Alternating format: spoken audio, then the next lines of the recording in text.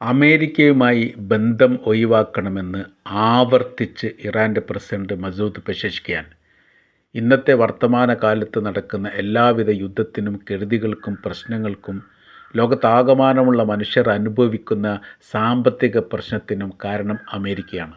America ഇത്തരം പ്രവർത്തികൾ ചെയ്യുന്നത് അവരുടെ രാജ്യത്തിൽ നിന്ന് നിങ്ങളുടെ രാജ്യം അഭയം നൽകിയതുകൊണ്ടും എല്ലാവിധ സ്വാതന്ത്ര്യവും സംരക്ഷണവും നിങ്ങളുടെ ഭൂപ്രദേശം വിട്ടുകൊടുത്തുകൊണ്ട് അവർക്ക് സ്ഥിരവാസത്തിനുള്ള അനുവാദം നൽകിയതിനാലുമാണ് എന്നതിനാൽ ഇപ്പോഴത്തെ പ്രതിസന്ധിയുമായി ബന്ധപ്പെട്ട വിഷയത്തിൽ നിന്ന് അറബ് രാജ്യങ്ങൾക്ക് ഒഴിഞ്ഞു മാറാൻ കഴിയില്ലെന്നും ഇനിയും അവസരമുണ്ട്, നിങ്ങളവരെ ഘട്ടം ഘട്ടമായി ഒഴിവാക്കണം എന്നുള്ള മുൻപ് പറയപ്പെട്ട, അതായത് ഇബ്രാഹിം റൈസി ഇറാൻ്റെ പ്രസിഡൻ്റായിരുന്ന കാലത്ത് ജിദ്ദ ഉച്ചകോടിയിൽ വെച്ച് അറബ് ലോകത്തോട് സംസാരിച്ച അതിൻ്റെ തനിപ്പകർപ്പ് ഇപ്പോഴത്തെ പ്രസിഡൻ്റായിരിക്കുന്ന മസൂദ് പെസെഷ്കിയാനും അറബ് രാജ്യങ്ങൾക്ക് നൽകിയിരിക്കുകയാണ്. കഴിഞ്ഞ ദിവസമാണ് UAEയുടെ ഉപപ്രധാനമന്ത്രിയുമായിട്ട് ഇറാൻ സംസാരിക്കുന്നത്. ഇറാനുമായിട്ട് സംസാരിക്കാൻ താല്പര്യമുണ്ട് എന്ന് പറഞ്ഞതിൻ്റെ അടിസ്ഥാനത്തിൽ ഇറാൻ്റെ പ്രസിഡന്റ് തന്നെയാണ് ആ കാര്യങ്ങൾ ഈ UAEയോട് നേരിട്ട് പറഞ്ഞത്. യുദ്ധവുമായിട്ട് ബന്ധപ്പെട്ട് ഏറ്റവും കെടുതി അനുഭവിച്ച രാജ്യങ്ങളിൽ ഒന്ന് UAE കൂടിയാണ്. കാര്യമെന്ന് പറഞ്ഞാൽ ആ മേഖലയിൽ നിന്ന്, ഇറാൻ്റെ മേഖലയിൽ നിന്ന് ഏറ്റവും കൂടുതൽ അക്രമം അനുഭവിക്കേണ്ട ഒരു സ്ഥിതി പോലും UAEക്ക് ഉണ്ടായിട്ടുണ്ട്. ഇത് സൂചിപ്പിക്കുന്ന കാര്യം അറേബ്യൻ രാജ്യങ്ങളിൽ UAE, ഖത്തർ, ബഹ്റൈൻ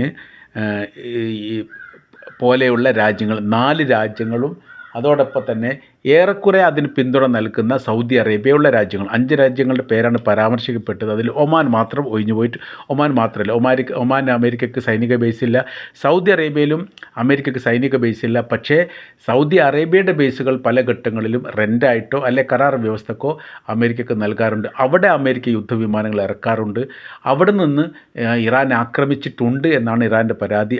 അതിനാൽ തന്നെ ആ മേഖല കേന്ദ്രീകരിച്ചുകൊണ്ട് ഇറാൻ ആക്രമണം നടത്തുകയും യുദ്ധവിമാനങ്ങളടക്കം തകർക്കുകയും ചെയ്തിട്ടുണ്ട്. ഇത് വലിയ ആഘാതം സൗദി അറേബ്യക്ക് ഉണ്ടാക്കിയിട്ടുണ്ട്. ഈ ചർച്ചയുമായിട്ട് ബന്ധപ്പെട്ട്, അതായത് അന്താരാഷ്ട്ര തലത്തിലുള്ള എല്ലാ ചർച്ചയുമായിട്ട് ബന്ധപ്പെട്ട് നേരിട്ട് ഇടപെടുന്ന ഖത്തർ എന്ന് പറയുന്ന രാജ്യം അമേരിക്കയുടെയും ഇറാൻ്റെയും വിഷയത്തിൽ ഇടപെട്ടിട്ടില്ല എന്ന് ഉള്ളത് ശ്രദ്ധേയമാണ്. അതിനോടനുബന്ധിച്ച് ഖത്തർ പ്രതികരിച്ചൊരു കാര്യമുണ്ട്. തങ്ങളുടെ രാജ്യത്ത് നിരന്തരം ആക്രമിക്കുന്ന ഒരു രാജ്യവുമായിട്ട് ബന്ധപ്പെട്ട് സമാധാന ചർച്ചയ്ക്ക് പോവുക എന്നുള്ളത് തങ്ങളെ സംബന്ധിച്ചിടത്തോളം മാനസികമായിരിക്കുന്ന പ്രയാസമുണ്ട്. അതുകൊണ്ട് ഇറാൻ അമേരിക്കൻ ചർച്ചയുമായിട്ട് ബന്ധപ്പെട്ട് ഞങ്ങൾ പിന്മാറുന്നു, അല്ലെങ്കിൽ ആ കാര്യത്തിൽ ശ്രദ്ധിക്കുന്നില്ല എന്നുള്ള മറുപടിയായിരുന്നു പറഞ്ഞത്. പിന്നീട് ഈജിപ്തും തുർക്കിയുമാണ് ഈ വിഷയത്തിൽ പ്രധാനമായിട്ട് ഇടപെട്ടത്. പിന്നീടാണ് പാകിസ്ഥാൻ അതിലേക്ക് കയറി വരുന്നത്. പാകിസ്ഥാൻ അമേരിക്ക നിർത്തിയതാണെന്ന് പറയുന്നു. അതല്ലെങ്കിൽ പാകിസ്ഥാൻ അമേരിക്കയോട് മധ്യസ്ഥ വിഷയവുമായിട്ട് ബന്ധപ്പെട്ട് തങ്ങൾക്ക് വേണ്ട രീതിയിൽ പരിഗണന നൽകണം എന്ന് പറഞ്ഞതാണ് എന്നും പറയപ്പെടുന്നു. പാകിസ്ഥാനും സൗദി അറേബ്യയൊക്കെ വലിയ രീതിയിലുള്ള സൗഹൃദ ബന്ധമാണ്. ആ ബന്ധം കൂടി ഉപയോഗപ്പെടുത്തിയിട്ടാണ് ഈ കാര്യത്തിന്, മധ്യസ്ഥ കാര്യത്തിനൊക്കെ നേതൃത്വം നൽകിയത് എന്ന് പറയപ്പെടുന്നു. അപ്പോൾ ഇപ്പോഴത്തെ നിലവിലെ സാഹചര്യങ്ങൾ വിലയിരുത്തുന്ന സമയത്ത് ഏറെക്കുറെ സമാധാനപരമായിരിക്കുന്ന രീതിയിലേക്ക് കാര്യങ്ങൾ പോകാനുള്ള സാധ്യത വളരെ കൂടുതലാണ്. 2ാം ഘട്ട ചർച്ച അടുത്ത ആഴ്ച പാകിസ്ഥാനിൽ വെച്ച് നടക്കുകയും 22ാം തീയതിയാണ് കരാർ വ്യവസ്ഥ അവസാനിക്കുക. അതോടുകൂടി, അല്ലെങ്കിൽ 22ാം തീയതിയോടുകൂടി യുദ്ധവിരാമവുമായി ബന്ധപ്പെട്ട ഒരു കരാറിലേക്ക് എത്തുകയും ചെയ്യും. പക്ഷേ അവിടെ ശേഷിക്കുന്ന ഒരു പ്രശ്നമുണ്ട്. അതിൻ്റെ ഒരു ആവർത്തനമാണ് ഇറാൻ പറഞ്ഞത്. നിങ്ങൾ അമേരിക്കയുമായിട്ടുള്ള ബന്ധം, ഇത് അമേരിക്കയും ഇറാനും തമ്മിലുള്ള താൽക്കാലിക വെടിനിർത്തലോ അതല്ലെങ്കിൽ യുദ്ധവിരാമവുമായിട്ട് ബന്ധപ്പെട്ട ഒരു കരാർ പത്രമാണ്. അടിസ്ഥാനപരമായിരിക്കുന്ന വിഷയങ്ങൾ നിലനിൽക്കുന്നു.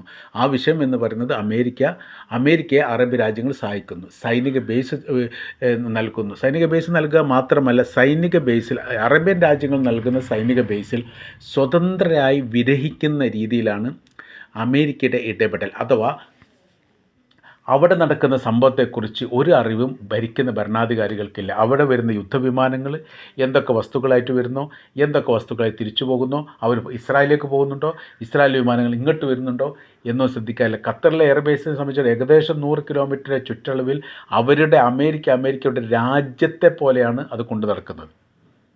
അപ്പോൾ അതിൻ്റെ അർത്ഥം എന്ന് പറയുന്നത് അങ്ങോട്ട് ഖത്തറുകൾക്ക് പ്രവേശനമില്ല, അവിടെയുള്ള സംഭവത്തെക്കുറിച്ച് അന്വേഷിക്കാനുള്ള സംവിധാനമില്ല.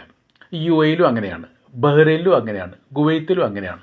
ഈ രാജ്യങ്ങളൊക്കെ ഇവിടെയൊക്കെ ചെയ്യുന്ന കാര്യമെന്ന് പറഞ്ഞാൽ ഇറാൻ അടക്കമുള്ള രാജ്യങ്ങളെ നിരീക്ഷിക്കുക എന്നുള്ളതും അവരുടെ പോരായ്മകൾ അല്ലെങ്കിൽ അവരുടെ സൈനികപരമായിരിക്കുന്ന സംവിധാന കാര്യത്തെക്കുറിച്ച് കൃത്യമായിരിക്കുന്ന വിവരങ്ങൾ ശേഖരിക്കുക എന്നുള്ളത് മാത്രമാണ് ഇവിടെ പ്രധാനമായിരിക്കുന്ന ലക്ഷ്യം. അല്ലാതെ അറേബ്യൻ കടലോരത്ത് അതല്ലെങ്കിൽ അറേബ്യൻ ആകാശത്ത് പ്രത്യേകിച്ച് പണിയൊന്നും അമേരിക്കയ്ക്കില്ല.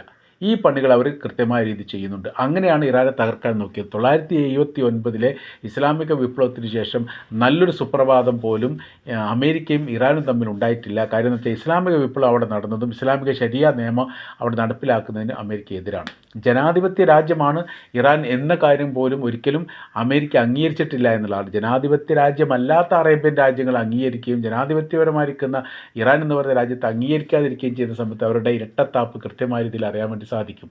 അപ്പോൾ ഇപ്പോൾ ആവർത്തിച്ചുകൊണ്ട് ഇറാനെ സംബന്ധിച്ചിടത്തോളം പറയാനുള്ളത്, യുദ്ധവിരാമം ഉണ്ടായാലും നിങ്ങളവിടെ സൈനിക ബേസ് ഉണ്ടാക്കുകയാണെങ്കിൽ തീർച്ചയായിട്ടും ഞങ്ങളും നിങ്ങളും തമ്മിൽ വിഷയമുണ്ടാകുന്ന ഒരു സാഹചര്യത്തിലേക്ക് പോരും. അതുകൊണ്ട് ഘട്ടം ഘട്ടമായിട്ട് അവരെ ഒഴിവാക്കണം. ഒരു അമേരിക്കൻ പൗരൻ പോലും ശേഷിക്കാത്ത രീതിയിലുള്ള സാഹചര്യങ്ങൾ ഉണ്ടാക്കിയും നിങ്ങൾക്ക് സംരക്ഷണ സുരക്ഷിതവുമായിട്ട് ബന്ധപ്പെട്ട കാര്യങ്ങളിലേക്കാണ് വേണ്ടതെങ്കിൽ അതിന് ഇറാൻ സഹായിക്കും, അതിന് റഷ്യയും ചൈനയുമുണ്ട്. അവർ അമേരിക്കയെ പോലെ ചതി ചെയ്യില്ല. മടിയിൽ നിന്ന് ഒരിക്കലും നിങ്ങളെ കൊത്തുകയില്ല എന്ന് ചുരുക്കം.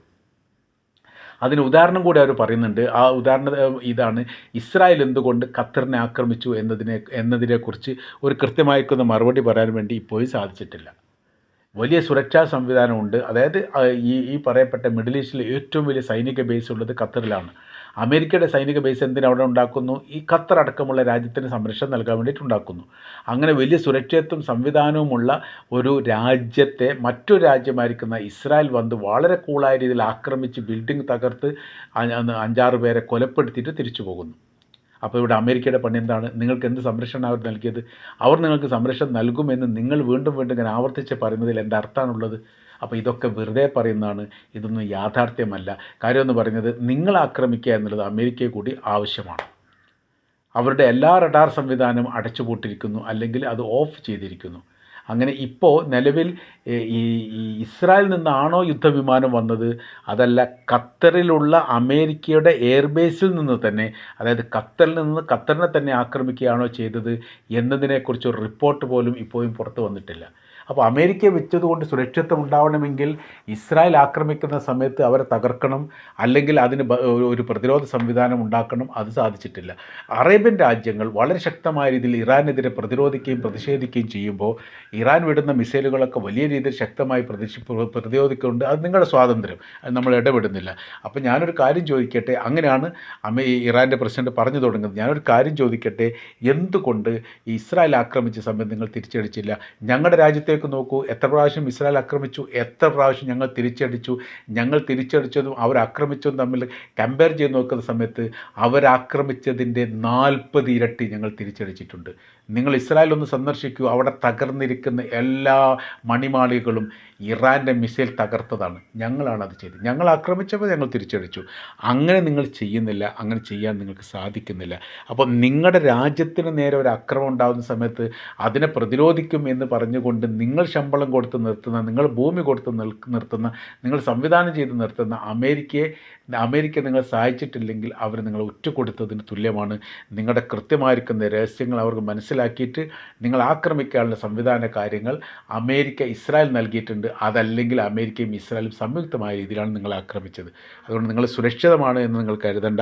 ചെയ്യേണ്ട കാര്യം എന്ന് പറഞ്ഞാൽ ഘട്ടം ഘട്ടമായ രീതിയിൽ അവിടെ നിന്ന്, നിങ്ങളുടെ ഭൂപ്രദേശത്ത് നിന്ന് അമേരിക്കയെ ഒഴിവാക്കണം എന്നുള്ള തങ്ങളുടെ ആദിമകാലത്തുള്ള നിലപാട് തങ്ങൾ ആവർത്തിക്കുന്നു.